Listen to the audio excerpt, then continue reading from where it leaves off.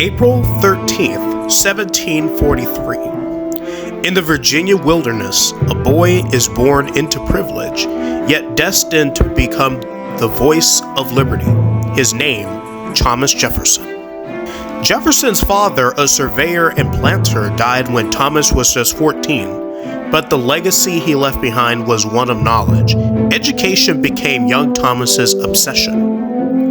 By the time he entered the College of William and Mary, Jefferson was already fluent in Latin, Greek, and French. His mind was as relentless as his ideals. At 26, Jefferson entered politics, serving in Virginia's House of Burgesses.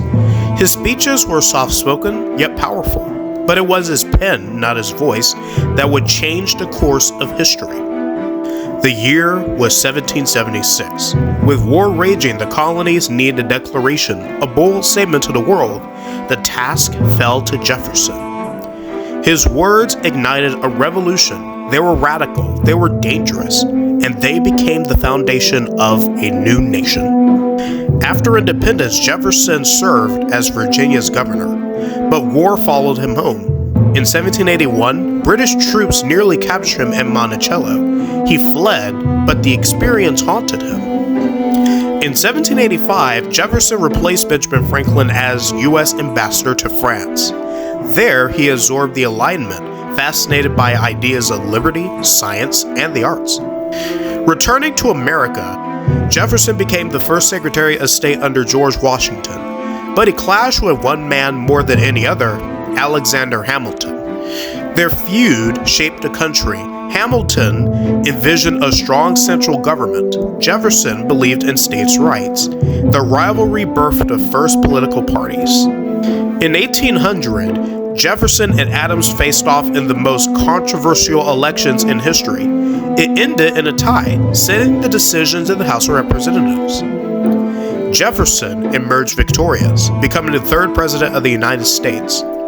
His election marked the first peaceful transfer of power between opposing parties, a precedent that would define American democracy.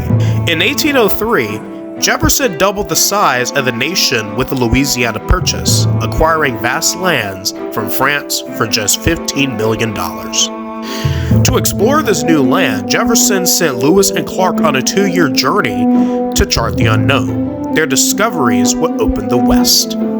Yet Jefferson's greatest contradiction was slavery.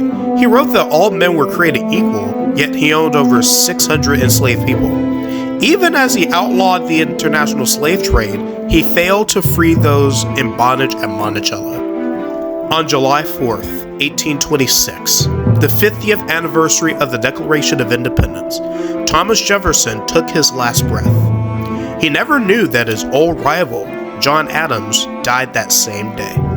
A philosopher, a writer, a statesman, Thomas Jefferson was more than the third president. He was an architect of America's ideals.